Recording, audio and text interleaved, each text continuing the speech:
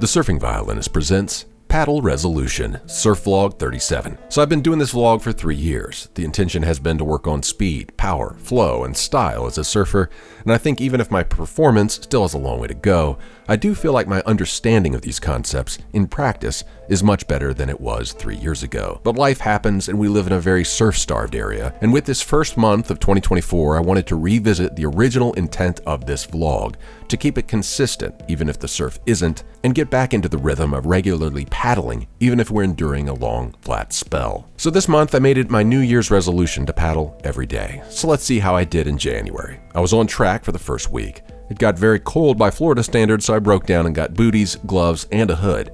My neighborhood was hit by a tornado, and it did shocking amounts of damage to businesses, motels, my neighbor right across the street, the marinas, my friend's pontoon rental and boat tour business, but I kept my commitment going and got my paddle in at the premier spot. That same day, we went to Surf Expo in Orlando. The next day, me, Justin, and Chase surfed Smyrna, which, true to my surfing luck, was smaller than Panama City, but we got the paddle on and caught some weak ones.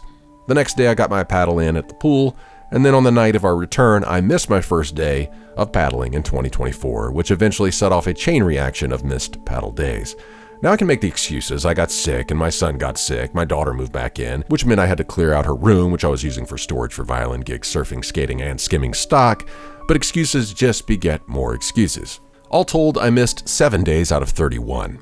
Yes, I did make it out on the coldest days, and on certain days I did surf more than one session, so it probably was one of the most paddle-filled months I've had since starting the vlog, and I have to admit, on my one marathon 4-hour session I felt great. So the gains are real, but making less than 80% of my set goal leaves plenty of room for improvement in February. Some highlights this month of paddling and surfing. We got back in town from visiting family on Christmas on January 1st, and I ended the day with a longboard session at the closest beach break, which happens to be the ground zero for the tornado that would hit in 8 days.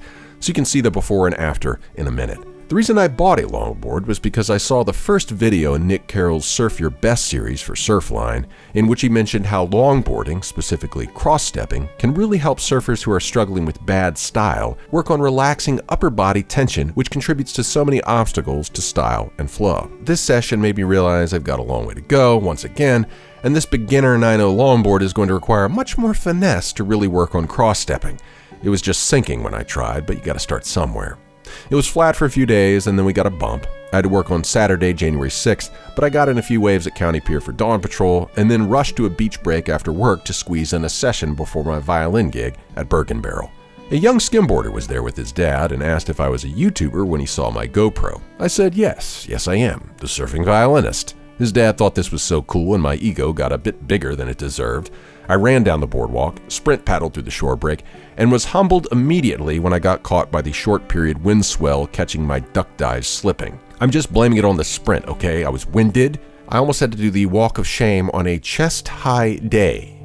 Yeah, so all ego from the YouTuber cred was promptly bankrupted. I lay there in the water and let a few wash over me, caught my breath, paddled slow and made it out almost effortlessly on the second attempt thanks to a break in the sets, and the beach break was generous enough to award me with the funnest wave of the year so far, a side slippy airdrop to bottom turn bog and cover-up that corrected my bad bottom turn, gave me a shampoo, and salvaged the ride complete. It felt pretty good. The very next morning I was slated for yet another cringe-inducing humbling, but I will save that for the end of the vlog because it ties in with the theme of this 37th surf vlog, and maybe the theme of the entire year: keep paddling consistent. The 9th was the fated tornado day. I tried to dodge the storm bands and find a wave at a sheltered spot to no avail, but was able to make a surf report for the surf shop, and then Tate, Warren, and I got a trio session in a rare moment of windless calm between the wind shifts, and it was pretty fun considering the size drop from what we had expected.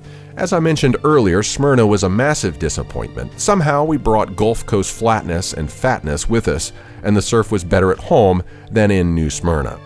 On Saturday, the 13th, me and Stefan had a blast on the west side of County Pier, just tiny little candy glass cover-ups. It was small, but it had a little juice. On the 14th, I did an evening paddle, which demonstrates the before and after from the tornado. Wild stuff, more in the family vlog on this insanity. Missed a couple days feeling quite terrible, honestly, but did make it out for a paddle on the coldest day when there was ice on the road, a rare feat for Panama City. Then on the 19th, I had my best longboard session ever. I did not make much progress on the cross-stepping front, but I had a little mini Malibu-style point all to myself on the east side of County Pier, and finally had my eyes open to just how fun longboarding can be. It was quite exhilarating. Much to learn, but finally, my heart, not just my disdain for my own style, is now a motivating factor in my longboarding avocation. Missed a few more days, and then the most consistent waves of the year started to trickle in.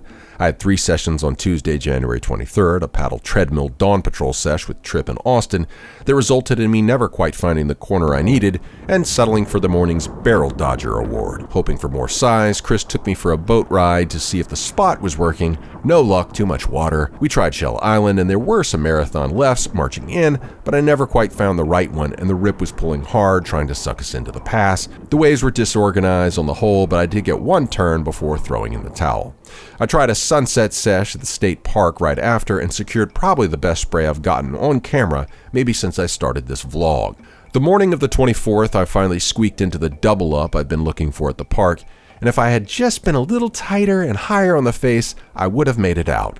It was a good view at least. Thursday, the 25th, I took out the longboard at first at the state park, then the GoPro malfunctioned and I didn't get any footage when I switched to the twin fin cronid fish for the marathon all-morning session.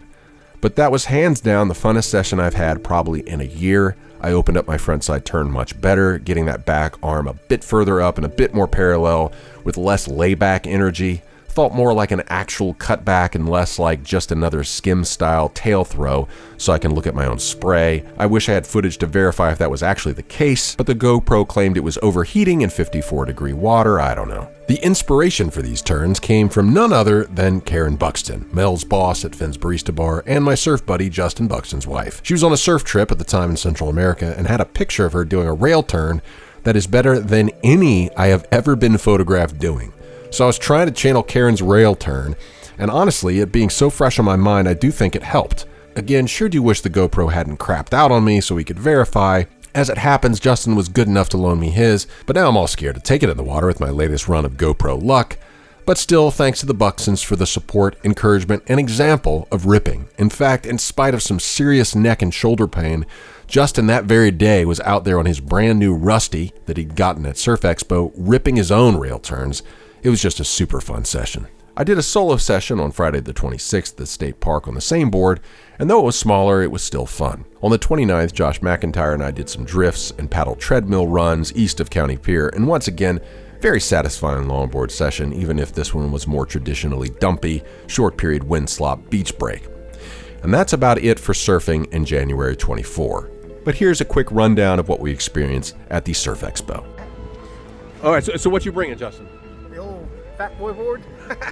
Is this the green board that you took? Yeah, okay, sick. What you bringing, Chase? Some Grovelly Mayhem. Grovelly Mayhem. Yeah, 5'8" with like 32 liters. 32, and I'm bringing the Hypto Crypto, which is like 31 or 32, something like that. All right. We're good. What are you going to do? Are you doing 2 mil, 3 mil, or 4 mil? 2 mil. Okay, this is a real man. See, I'm a wuss. I'm too thin-skinned. I got to go 4. 4? You know it's 82-degree water, right? Oh, no. Nobody told me that. Yeah, typhoon again. What you got there? An accident waiting to happen. Oh, he's becoming a balance beam expert.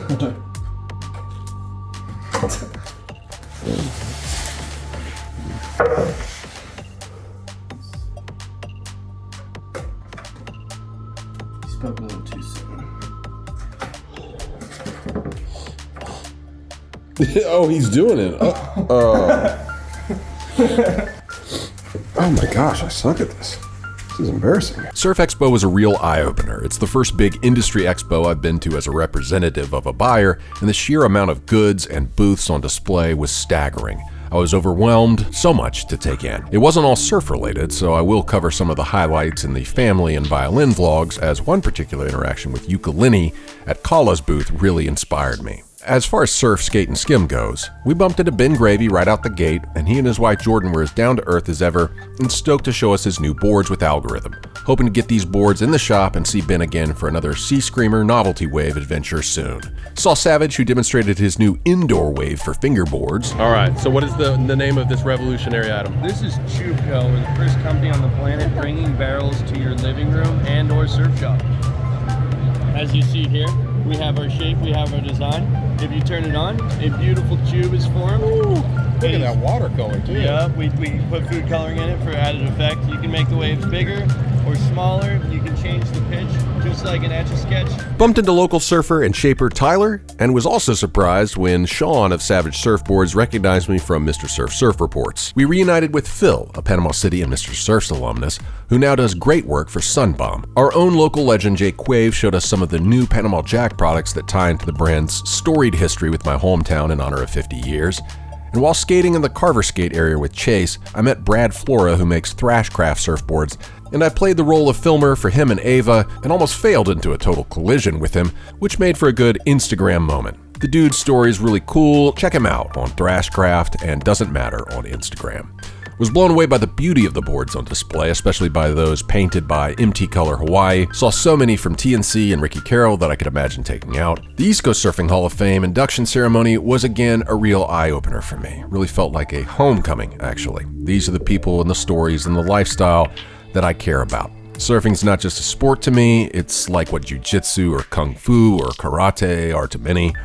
It's not a martial art, but it is an athletic art, and listening to everyone's stories, especially Ricky Carroll's, really hammered this point home to me. It's not just the lifestyle or the adrenaline, it goes deeper. In a word, it's aloha, and meeting Kekoa Cazimero of AVVA brand, Ambassadors with Aloha, really put the exclamation point on this revelation for me. He was stoked to find out that I'm a big fan of the best surf report on earth, the Sandy Beach Surf Report, and was really gracious. I may be a mainlander, but I do hope that everything I do involving surfing conveys the spirit of aloha. Skate-wise, I got a couple sessions with Paco, one at the vert ramp with Coleman and Chaz. I took it very slow, tapped coping backside one time, took Paco to the skate park and nabbed some clips of him in the flow bowl. He joined us for some of my wife's Indian cooking, a first for him. More on that in the Masala vlog. Did a baby step gang session with Kyle and Drew in the baby bowl, and it was a lot of fun. I got some of my better complete runs, and Kyle was looking real comfortable. Haven't skimmed yet in 24, just preoccupied with paddling, surfing, and skating. Need to get it back. And once I get the paddling percentage a little higher, I will do so. So now let's end by rewinding to Sunday, January 7th, and my cringe-inducing error that I alluded to earlier. I woke up early Sunday morning seeing that the winds were shifting side shore out of the west, and I thought maybe an east side of City Pier session was the call. I messaged the Dawn Patrol group chat with Mohit and Mike said they were going to do a boat trip to the island, and they had room for me. I snapped it up. I did have to be back to a violin gig rehearsal at 9:30, but I thought, if worse comes to worse, I can always paddle back. It was cold, the waves weren't really ideal for what I was looking for. I caught a few, but time ran short, and I didn't want to trouble Mike with having to weigh anchor and drop me off so early into the session. So I bid my adieu, and Mike told me to make sure my big yellow dry bag was right in the middle of my back to make it easier for boats to see me. I hopped in the water and immediately realized one of 6 of my errors. The rest of them would dawn on me in the course of what is normally a 12 to 15 minute paddle. The first of these errors was that this was one of the first times I had used this new Disco Inferno to paddle, and compared to my other low rocker grovelers and longboard, it's not quite the paddle Cadillac, and I felt the drag immediately. It only took me 100 feet to realize my second error. I was exhausted.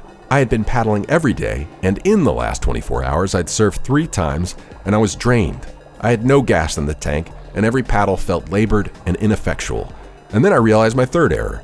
I have maybe never paddled with this particular dry bag, and it is causing far more drag than I thought it would.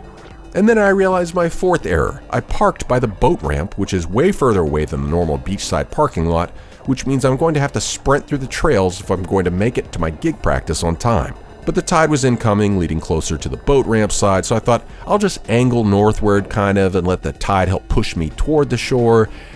And then I reached the channel marker and realized maybe I should look both ways. Nothing to the north. And then I looked out to sea, and that's when I realized the fifth error. There's a really fast pilot boat incoming, and behind it, a big boat incoming. Now to this day, I don't know if it was a tanker or a freight ship, but it was big and its course was dead ahead of me. I stopped and realized the pilot boat was definitely going to beat me. But did I have time to cross in front of the ship? I stopped and thought about it. If I waited, it was going to be almost 10 minutes. I would be late for sure. This wouldn't have been an issue if I had parked at the beachside parking lot. I mean, it's really not worth obstructing the shipping lane. But then again, I don't want to be late. And then the pilot boat stopped and turned sideways. He obviously saw me. So I thought if I keep a constant speed, cut straight across, even if I don't make it all the way out of the channel, I should at least be able to get out of the ship's path and it can go behind me? It can avoid me, right? Well, with the pilot boat stopped, I made my choice and committed to the paddle. Every time I turned my head, that gigantic ship was closer and its bow still looked like it was angled in front of me. I kept trying to tell myself, dude, you gotta step on the gas here, but adrenaline be damned, I had no gas. I was running on fumes. This pilot boat was like a school crossing guard forcing a semi to stop for a turtle. So I just turtled. I stopped looking to the side and plodded along, and that's when I realized my sixth mistake. The wind was blowing almost directly in my face. That was the other reason I was going so slow. My dry bag, while serving as a great marker for the boats to see, was kind of acting like a sail pulling me back. Well, it all worked out. I'm here. But I gotta tell you, even though it was only 6 minutes from commitment to safety, it felt like an eternal purgatory. That gauntlet was the metaphor for my paddle resolution in 2024. No gas, bad wind, no spirit, no problem. Embrace the misery. But I will tell you this, next time I'm checking that marine traffic app like my life depends on it, don't worry, I won't obstruct the shipping lane again, guys, I'm sorry. Until next time, keep it consistent, even if the surf isn't. Godspeed, ex-Howleys in training. To see these videos early, without ads, join the lineup here on YouTube. You just need a YouTube account, and for $1.99 a month, you click this little join button and sign up to get early and ad-free access to 4 monthly vlogs. The surf vlog, the violin vlog, the Masala vlog, and the family vlog. Thank you very much.